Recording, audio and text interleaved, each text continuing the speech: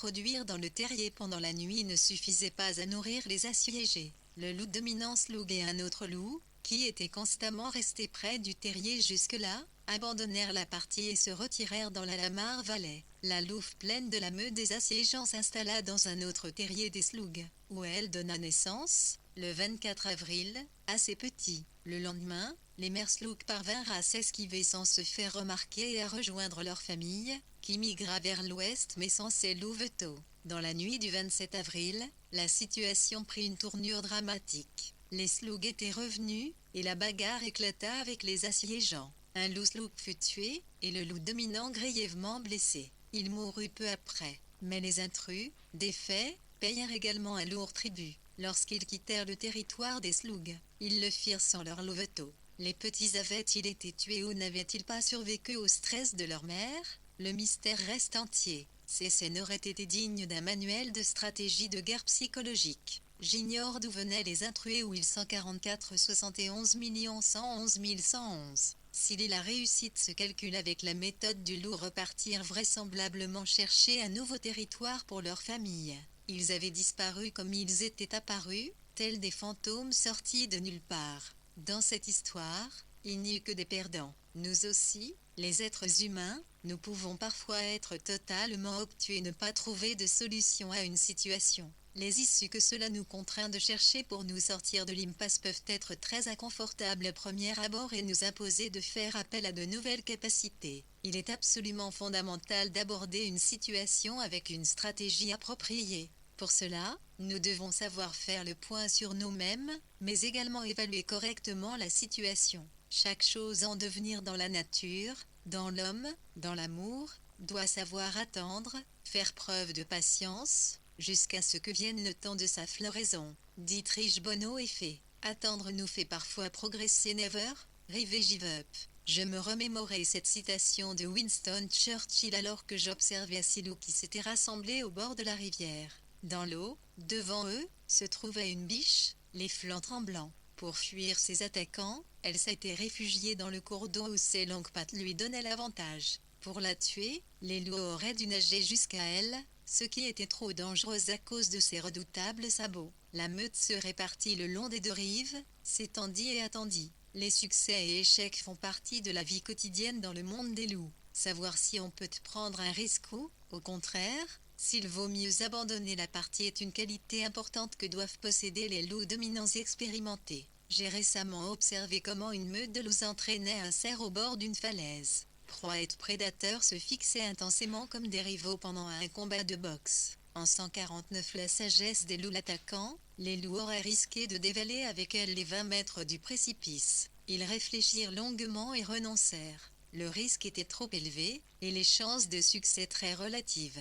Ils se retirèrent dans la forêt, et le cerf resta longtemps au bord de la falaise. La biche dans le cours d'eau n'eut pas cette chance. Chaque fois qu'elle tentait de remonter sur la rive, ses attaquants la repoussaient dans l'eau glaciale. Les loups savaient qu'ils devaient économiser leurs forces. 6 heures plus tard, ils tuèrent leur proie épuisée. Nous aussi, nous devons chaque jour prendre des décisions. Nous devons être suffisamment malins pour le comprendre lors qu'une aventure est trop risquée et qu'il vaut mieux marquer un temps de réflexion. La force des loups réside dans le fait qu'ils savent évaluer une situation pour ensuite décider de la démarche à suivre.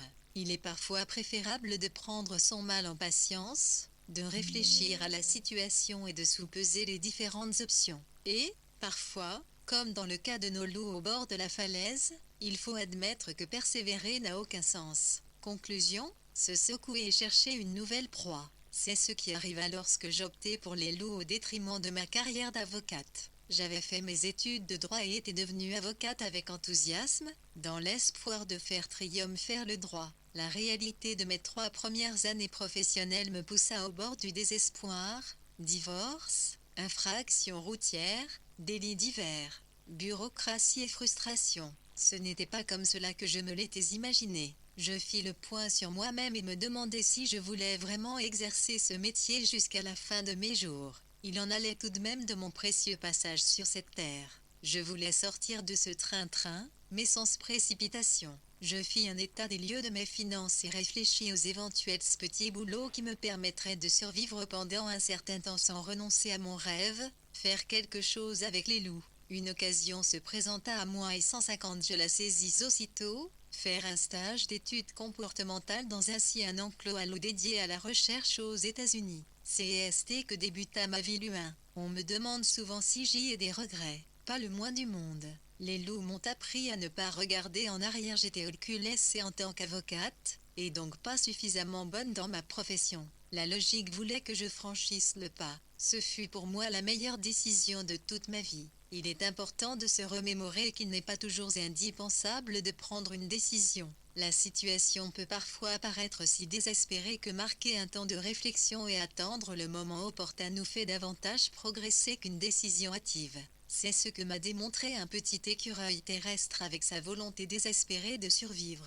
Ce jour-là, je vis une jeune louve qui tenait dans sa gueule un écureuil terrestre encore vivant. Elle posa l'animal sur le sol et commença à jouer avec lui comme un chat avec une souris. Elle lui montrait les dents, piétinait le sol tout près de lui, se couchait contre lui, grognait. Le courageux petit écureuil terrestre ne bougeait pas d'un pouce. Il finit toutefois par se mouvoir, se mit sur les pattes arrière, montra deux grosses dents d'écureuil et pointa ses petites pattes avant en direction du loup comme s'il voulait le boxeur. Le combat dura ainsi une dizaine de minutes entre ces deux espèces on ne peut plus différentes. Lorsqu'un jeune loup d'un an détourna l'attention de la louve, l'écureuil terrestre en profita pour courir se mettre à l'abri. L'opiniâtreté et la patience sont deux choses enviées souvent au loup, notamment lorsque je suis une fois de plus prise dans un embouteillage. La patience n'est pas mon fort. Je veux tout et tout de suite. À Yellowstone, j'appris toutefois une autre définition de la notion de temps et la nature n'en a rien à faire presser. Elle que nous soyons va à son propre rythme 151 la sagesse. Dès loups pendant de nombreuses années, j'ai guidé des amis allemands dans Yellowstone à la rencontre des loups. Je leur montrais les endroits où les prédateurs se rassemblaient, leur enseignais les caractéristiques de châne des Pessolins, et de l'eau et des structures des meutes. Je leur indiquais en outre un certain nombre de points que l'on doit respecter lorsqu'on observe des animaux sauvages. Lors des rencontres préliminaires, au départ, on me posait généralement cette question: de quoi ai-je encore besoin pour le voyage? On évoquait là l'équipement. Celui-ci n'est pas primordial, d'autant plus que je fournis les accessoires techniques. La chose la plus importante que toute personne doit apporter si elle veut étudier les animaux sauvages est la patience. Savoir attendre. La volonté d'observer des heures durant des loups qui dorment. Alors qu'un certain nombre de bipèdes s'ennuient déjà au bout d'une demi-heure, nous avons appris, nous, les observateurs inconditionnels du loup, à attendre au besoin 4 heures par moins de 30 degrés Celsius que les loups se réveillent. À notre époque numérique, où nous sommes constamment pressés, cela fait un bien fou d'observer des animaux sauvages. Ils semblent avoir tout le temps du monde. Prenons, par exemple, la scène du cerf tué par les loups. Un grizzly s'est approprié le cadavre et en a chassé la concurrence pour le manger tranquillement. En ours qui se respecte, il l'a ensuite recouvert d'herbe et de saleté, s'est allongé au milieu des bouts de carcasse et a fait sa sieste digestive. Les loups se sont roulés en boule autour de lui et se sont endormis. Perchés sur les arbres alentours, quelques pigargues à tête blanche surveillent goulûment la nourriture. Tous attendent patiemment que l'ours se lève et s'en aille. Ils savent qu'à un moment ou à un autre la nourriture leur appartiendra. La nature a sa propre échelle du temps. On le remarque notamment lorsqu'on se livre à des observations sur le long terme. Lorsque les loups revinrent à Yellowstone, en 1995, après 152-70 ans d'absence, nous n'avions aucune idée des conséquences sur leur proie et l'environnement en général. Nous ne le comprîmes que plus tard. Le processus n'est aujourd'hui encore pas achevé, et il ne le sera vraisemblablement jamais. La nature m'a appris à penser avec une autre conception du temps, que sont déjà 2 ou 3 années de notre vie comparées à la durée de vie d'un Irizlv, 30 ans, ou d'un fleuve de 10 000 ans. On y perçoit également autrement le temps des arbres lorsqu'on se trouve au milieu d'eux. La patience des arbres m'émeut chaque fois que je vois un vieux chêne.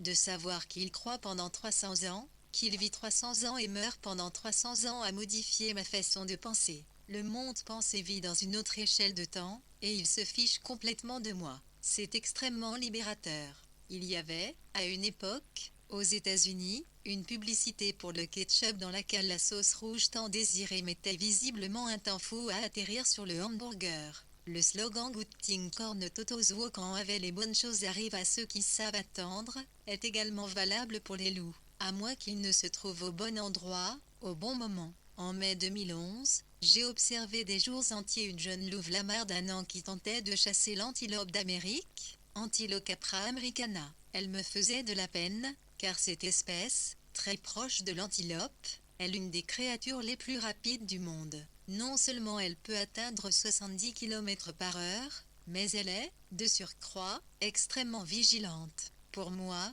la louve n'avait logiquement aucune chance de l'attraper. Elle chassait toujours seule, les autres loups semblaient complètement se désintéresser de cette ineptie. Je me moquais même déjà d'elle dans mon fort intérieur. Quand comprendra-t-elle enfin qu'elle ne pourra jamais attraper une antilope? Mais, un jour, une antilope voulut traverser un louve bondit sur une plaque de neige profonde et trébucha. Elle planta ses crocs dans une cheville de sa proie et la maintint jusqu'à ce que les autres loups la rejoignent et l'aident à la tuer. La sagesse des loups dut faire amende honorable. Cet interminable entraînement avait fini par payer, et la jeune louve chasse, aujourd'hui encore, les antilopes d'Amérique. Peut-être aime-t-il relever ce défi ou peut-être veut-il tout simplement faire de nouvelles expériences. Une fois de plus, les loups m'avaient démontré une chose, plus je les observe, moins j'en sais sur eux. Contrairement à nombre d'êtres humains, les loups n'associent pas systématiquement tout avec la performance. Pour nous, ne pas réussir, immédiatement, quelque chose peut être une forme d'humiliation. Nous croyons ne pas pouvoir nous permettre une erreur, nous nous laissons souvent guider par des notions de performance et de comparaison, et nous en ressortons frustrés. Il nous faut encore apprendre à cultiver l'art de la patience. Accepter le rythme naturel de la vie et ne pas tenter de l'adapter à notre emploi du temps d'êtres humains constitue l'essence même de la patience. Josior, est rien que l'on ne peut jamais s'y tricti prendre au sérieux le jeu de la vie. Pourquoi nous ne devrions jamais arrêter de jouer Lamar Valley? Parc national de Yellowstone. Les loups lamars font la sieste dans le soleil de février. Lorsqu'ils se réveillent, la petite meute regorge d'énergie. Ils se lèvent tous d'un bond, se lèchent mutuellement le museau, sautent les uns par-dessus les autres, se jettent sur le dos, catapultent les autres dans les airs d'un coup de patte. Le calme revient peu à peu. Deux loups n'ont toutefois pas suffisamment joué. Ils jouent au loup lorsqu'ils découvrent que la colline constitue une magnifique piste de luge. Ils courent au sommet et se laissent glisser jusqu'en bas et recommencent. Comme deux enfants pleins de vie. Changement de scène, Parc national de Banff. Yukon est un loup adulte de 2 ans. Il se comporte malgré tout comme un ado. Il joue au foot avec des canettes qu'il pousse du pied dans toutes les directions avant de les capturer. Et lui aussi recommence sans cesse. Pourquoi les loups se comportent-ils ainsi? Il n'y a aucune explication rationnelle. Les loups lamars sont en bonne santé. 159. La sagesse des loups et ce qui peut donc les démanger ainsi. Et Yukon est un chasseur expérimenté qui n'a pas besoin de travailler sa motricité pour attraper ses proies. Non, les loups jouent tout simplement par plaisir. Comment ça, par plaisir?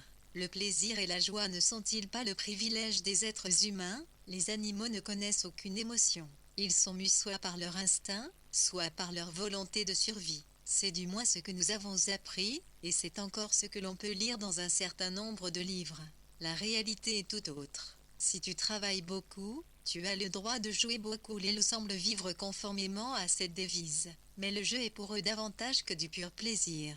Leur jeu se déroule à un niveau social élevé et sont toujours liés à un grand sentiment de plénitude dû à la sécrétion de dopamine. Adultes, les loups jouent encore au tir à la corde, à cache-cache ou simplement à se courir après. Ils s'apportent à eux-mêmes de petits cadeaux, notamment des bouts de nourriture ou des os. Ils se pavanent et provoquent l'autre jusqu'à ce que celui-ci les chasse. Les vieux loups semblent être tombés dans une fontaine de jouvence lorsqu'ils jouent avec les louveteaux. Ils jouent de la vie. Les jeunes loups contaminent avec leur jeu les adultes qui, premiers âge joyeux, somnolents, et s'ils initient par partie s'y glissa d'un lit lorsque les petits mets, actent de dépasser les bornes, les adultes ramènent le calme en barrant le chemin des plus chahuteurs, et freinent, l'un leur enthousiasme d'un regard sévère. Les jeunes loups poussent un profond soupir, se laissent tomber dans la neige et s'endorment le temps de le dire. Le jeu est une méthode pratique de communication, d'entraînement physique et de renforcement des liens sociaux.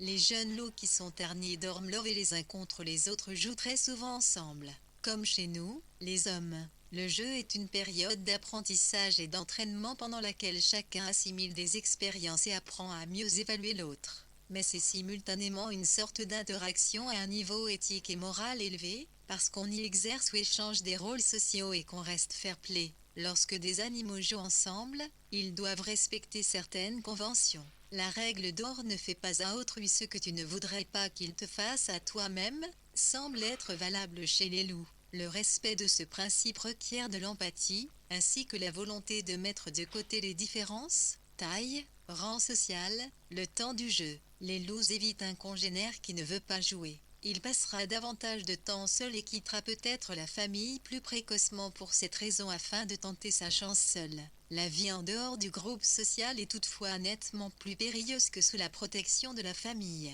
Le biologiste Mark Bekoff est d'avis que, chez les espèces animales sociales, la sélection naturelle élimine les tricheurs, c'est-à-dire ceux qui ne se conforment pas aux règles fixées et acceptées par tous. En revanche, les animaux, tout comme les hommes, survivent et s'épanouissent mieux s'ils sont loyaux dans le jeu et apprennent le codex moral propre au comportement au sein du groupe.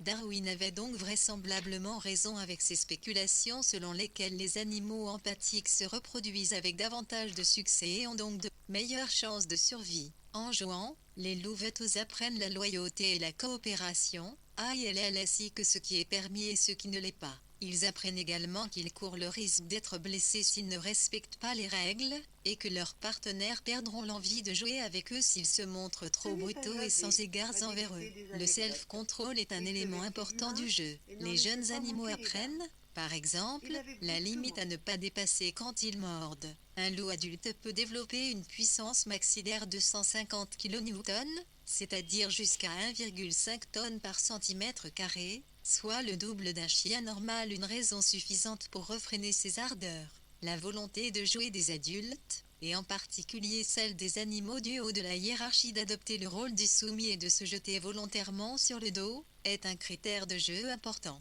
Ils intervertissent alors les rôles.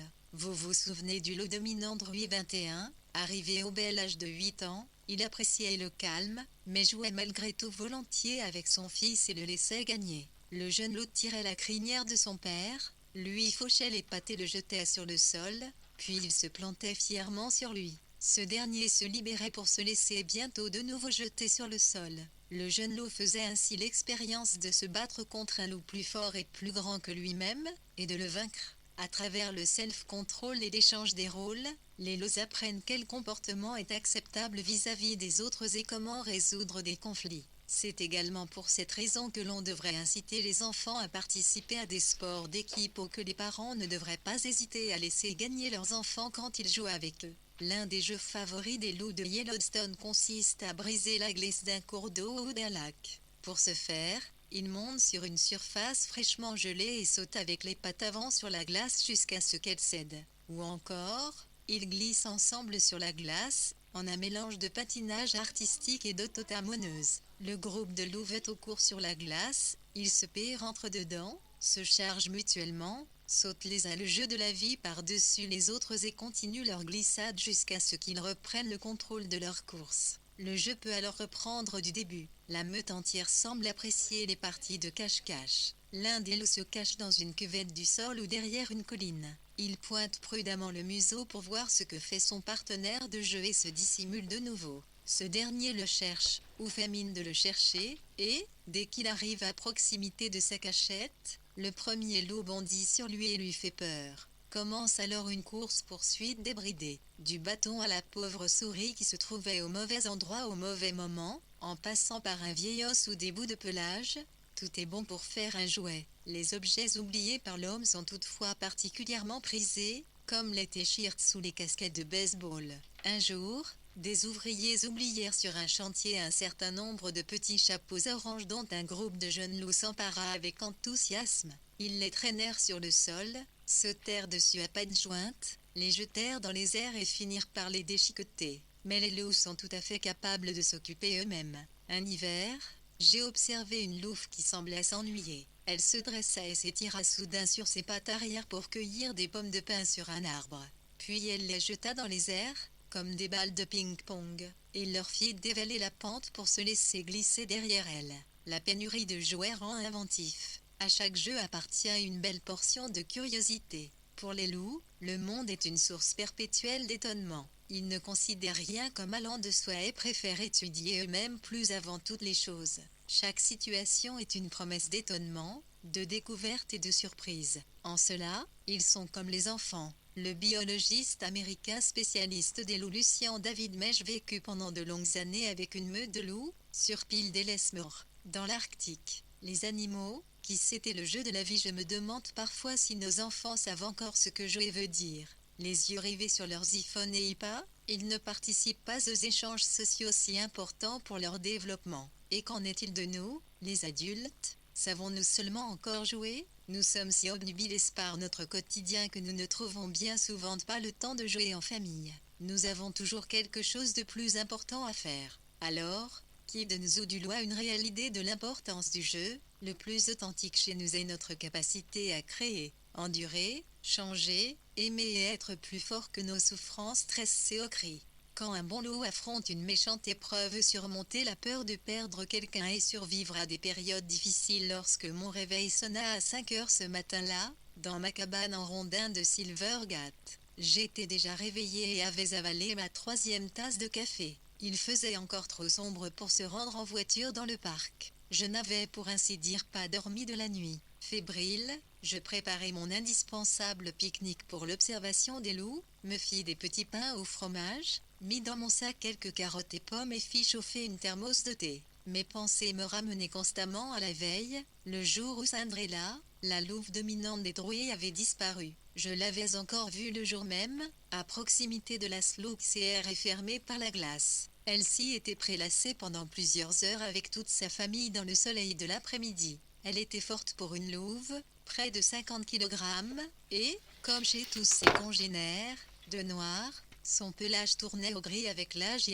à 1,1 IJR. Cela me réchauffait le cœur de voir ce couple de loups lever l'un contre l'autre et se léchant mutuellement le museau. Ils étaient inséparables depuis de nombreuses années. Les autres membres de la meute du Druy, 8 adultes et 9 loups de l'année, sommeillaient à proximité, certains roulés en boule, la queue plaquée contre le ventre. L'épais pelage hivernal de Cinderella brillait dans le soleil. Elle était plus belle que jamais. L'intimité des deux loups était impressionnante. Bien qu'elle ait une personnalité forte et autonome, son partenaire semblait vouloir la protéger. Je repris ma tournée d'observation dans la vallée. Je voulus jeter un coup d'œil aux Druys sur le chemin du retour, mais ils avaient disparu. Je rentrai à la maison. Le soir, lorsque je téléphonai à mes collègues, j'appris que la meute était rentrée, mais sans sa louve dominante. Ils l'ont cherchée et ont hurlé. Quelque chose clochait. J'ai développé au fil des années avec les loups une sorte de 6e sens, une intuition qui me vient des tripes et me prévient quand quelque chose ne va pas. Je me faisais énormément de soucis et avais ressassé les mêmes pensées toute la nuit. Je partis pour le parc dès les premières lueurs de l'aube, derrière la chaîne de l'Absaroka. La voiture de Carole et Richard, arrivés de l'Oregon, et qui, comme moi, venaient plusieurs fois par an pour voir les loups, étaient garés dans la Slough Creek. Cinderella était également leur louve préféré. Ils me saluèrent, le visage grave. Du nouveau, demandai-je à Richard. Rien. Un chœur de hurlements retentit, et un loup apparut sur la montagne. C'était un loup gris-noir, avec une bande sombre sur le museau. Le partenaire de Cinderella. Le loup Druy dominant s'assit bien droit dans la neige et jeta la tête en arrière en une longue plainte. Annie, non et Sani et Melian anti-preuve son souffle chaud, mais classant 11 coups, le retire froid et déposa de mi-Christ mi-1 Là sur son museau un mile plus, le sud-ouest, de loups poussèrent des hurlements aussitôt sur le sol Naspecimon Ridge, à 3000 RN d'altitude.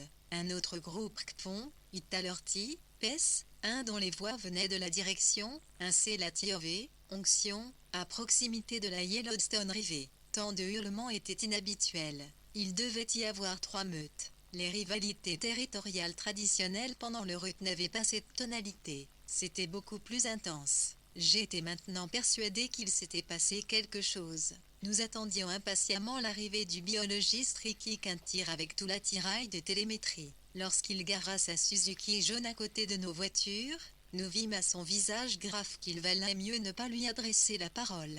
Il fit quelques pas sur la route et orienta à bout de bras l'antenne dans toutes les directions en guettant sur le récepteur le bip, qui devenait de plus en plus audible. La direction de l'ANT.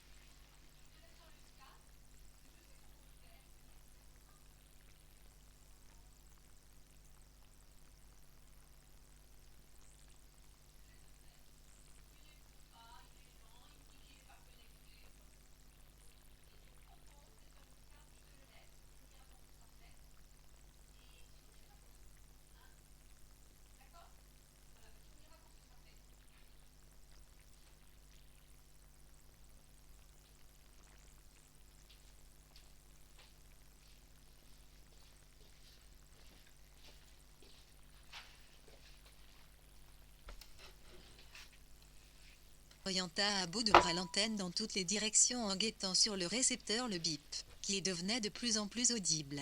La direction de la NTE ne disait rien de bon. Les druids étaient en territoire étranger. En outre, le loup dominant hurlait sans discontinuer. Aucune trace de Cinderella. C'est bien la première fois qu'elle n'est pas avec la meute, dit Rick. Il remonta dans sa voiture et repartit pour localiser les signaux à partir d'autres positions. J'espère qu'elle va bien, dit doucement Carole.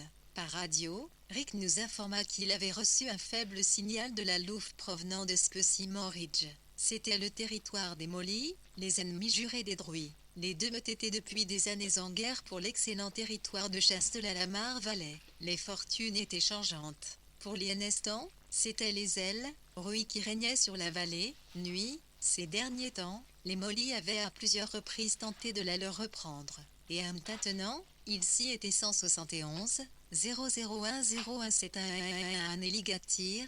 La sagesse des loups. Nous entendîmes le bruit d'un moteur d'avion et vîmes peu après le Cessna jaune des biologistes décrire des cercles au-dessus de la montagne. Ils cherchaient également la louve dominante. Sur le cockpit, l'avion était équipé d'antennes qui lui permettaient de localiser en vol les colliers émetteurs. Il tente de recevoir des signaux de la louve, dit Rick par radio. Mais, ce qu'il ne précisa pas, c'était qu'il avait reçu un signal mort du collier de Cinderella, ce qui indiquait que la louve n'avait pas bougé depuis plusieurs heures. On ne devait toutefois pas en déduire le pire. Elle avait peut-être perdu son collier, et il pouvait s'agir d'une erreur. Cette fois, ce n'était pas une erreur. De l'avion, les chercheurs découvrirent au sommet de la montagne le corps baignant dans le sang de la louve dominante. Elle est morte à l'un des plus beaux endroits du parc, nous dirent-ils plus tard, avec vue sur la Yellowstone rivée entre-temps. Les collaborateurs du projet du loup avaient été informés de la disparition de Cinderella et ils avaient propagé la nouvelle. Un nombre toujours croissant de fans des loups se retrouva à l'endroit où on avait vu la louve pour la dernière fois. Nous nous réunîmes sur une colline et observâmes les druids. Les 16 loups somnolaient dans le soleil de l'après-midi. L'ambiance était pesante et inhabituellement calme.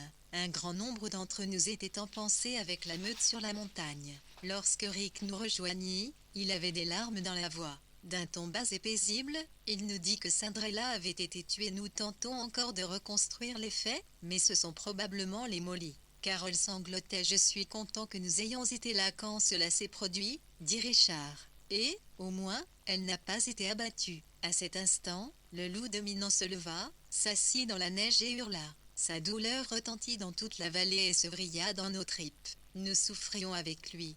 Quand un bon loup affronte une méchante épreuve le lendemain, le loup en deuil retourna à l'endroit où Cinderella avait mis au monde leur louveteau. On l'entendit encore hurler pendant 3 jours. Puis il s'accoupla avec une autre louve de sa meute. La vie reprit son cours. 6 mois plus tard seulement, le loup 21 disparut à son tour. Des mois passèrent avant que l'on ne retrouve son squelette à un endroit où il avait passé un grand nombre d'étés avec Cinderella. On ignore aujourd'hui encore la cause de sa mort. Peut-être mourut-il de faiblesse due à l'âge ou peut-être fut-il grièvement blessé en tentant de tuer un cerf. La meute fut prise d'un grand désarroi après sa disparition. En quelques mois, elle avait perdu ses 2 parents. On l'entendit de nouveau hurler longtemps à la recherche du vieux loup jusqu'à ce que la vie reprenne le dessus et qu'un nouveau couple dominant se forme. Douleur, deuil, joie et sens de la responsabilité. Pendant longtemps, les chercheurs ont cru que seul l'homme était capable de tels sentiments. On en a, entre-temps, une autre approche. L'éthologie cognitive étudie en effet la mémoire, la pensée, le ressenti et l'émotion chez les animaux. Pour ce faire, il convient, entre autres, d'avoir la capacité de projeter sur d'autres êtres vivants nos propres attentes et expériences. Capacité de décision et d'anticipation,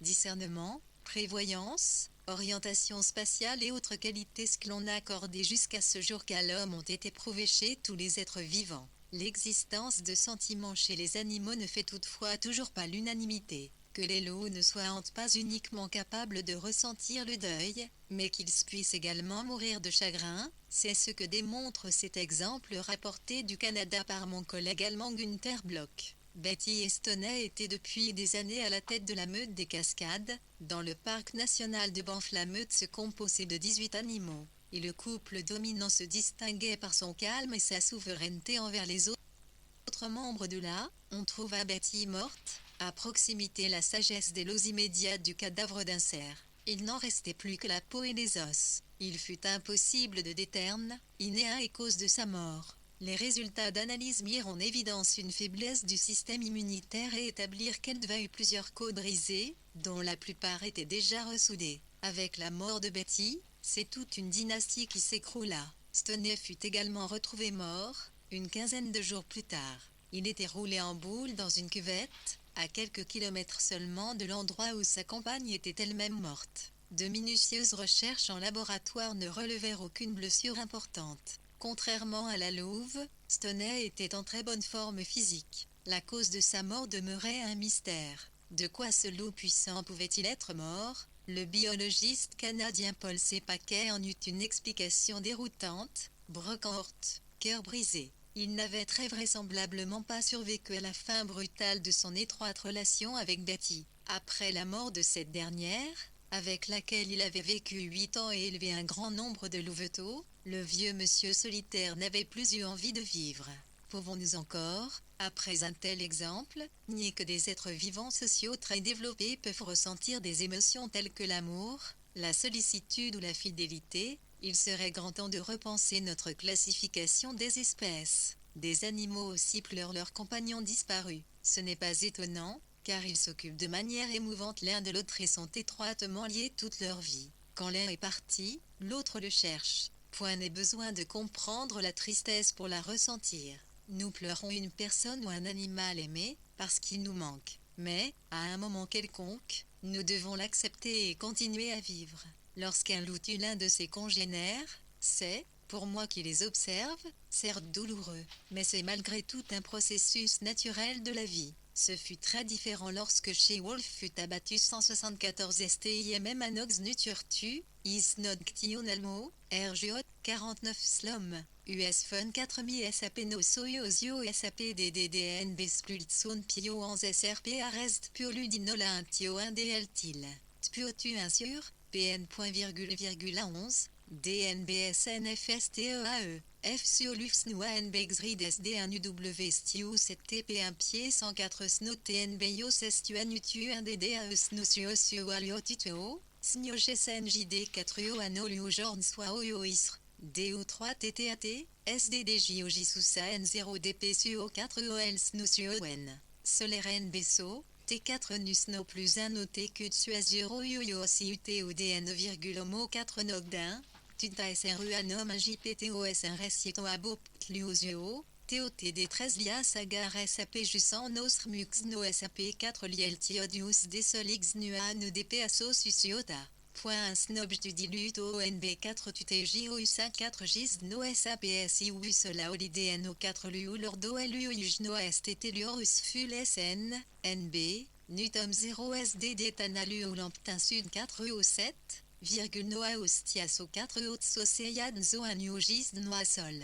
Olivo sous sol USAP Xnox Niosa, insolence also 4 UTBA USFR Jodnsu point d'exclamation SN premier Jo du 4 Yos DSOLID et DNB No 4 Jilu leur ou son, Zno SDD ORTB Jnosio SAP Sodiambo, 0 sa virgule O à réponse point dit Bossano Subsol, Tamo 1 4 UAR Nijo X. RS Adatli et la limite text mux nos ne sol DN au Népal Sluzodo SAP or et 4 PTA Tupsos no 41 à 0190 Ambre Muot Pat PO Utio des Spa plus USI UJJ Jamo UNP Arnba DN1 MS Sud Luorion 1 OS Inasulp Sola NB 9 à 9 DSOSR UOF Urte Daono SPD 4 à 0 à 13 1 Liduio la Ano Alno Inof à virgule Sndo no Anuana Lunes Runopo un AL DTC des Népal Sol ITUR DSAP ATLLI, XOA-0 CELPELO UOR4 DRP, Tolom 4 UO PUO 4 ou le page 4 Sol 0 TDJ Tom Ozo sur JSAPIO.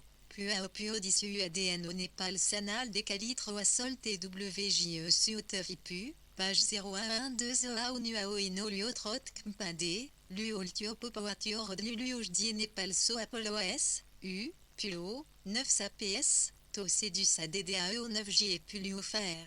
SMNBOTULURULTIO ANO OMBENUTUZUD PUTULS MONOAD, René Palsiot LUOAP SIR SANOS ELISAPETOS 3.1 CRWAPI, 9 ITTTTUOCA ALUR LUOINO ISUOS PUSIOL NUDESPIPLO ACIS,13,K, SDP.151.11, DNO et 4O, un URED LIDLULULUDEILISIOS lien, 11, 1.1 La sagesse des loups. Lorsqu'on travaille avec les loups, on ne peut qu'entrer en conflit avec leurs détracteurs. Cela fait partie de notre travail et de notre vie, je peux l'admettre. Mais que quelqu'un tue des animaux innocents par pur plaisir et pour blesser d'autres personnes, ça, je ne le supporte pas. J'ignorais complètement combien la mort de She-Wolf allait me mettre sans dessus dessous. J'étais en Allemagne lorsque j'appris la mort de ma louve préférée, et j'en fus bouleversée. Je l'avais accompagnée pendant de nombreuses années et l'avais prise en grande affection en raison de son impressionnante personnalité. Comment réagir face à cette mort? Je ne voulais plus voir mourir de loups, plus avoir ce sentiment d'impuissance, cette rage profonde envers les chasseurs. Je me repliai sur moi-même et, pendant un certain temps, je ne lis même plus les rapports quotidiens de mes amis du projet des loups, de peur d'apprendre d'autres tragiques nouvelles. Ma stratégie habituelle pour gérer les pertes ne m'était cette fois d'aucun secours. Je me sentais comme la louve dominante dont le compagnon était mort à 12 ans après de longues années de vie commune. Elle avait quitté son territoire en laissant à sa famille ses louveteaux de 9 mois. Elle s'était retirée dans une zone inaccessible, très loin à l'ouest, où il nous était impossible de la localiser.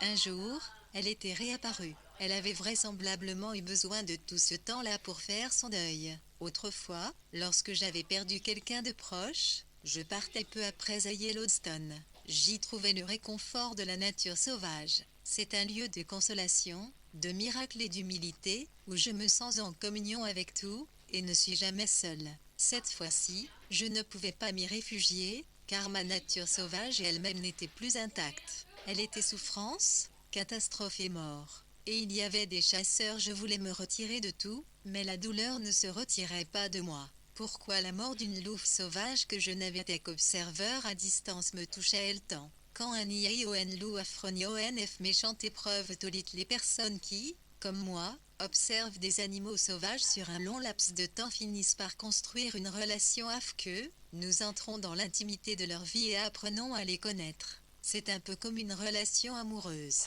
Parfois, lorsque la relation devient particulièrement intense, nous nous reconnaissons nous-mêmes dans l'autre. C'est ce qui s'était produit avec She-Wolf. Sa perte me touchait d'autant plus que je me reconnaissais dans cette louve dominante indépendante. C'était moins sa mort qui me touchait que la lâcheté et la sournoiserie qui en étaient à l'origine.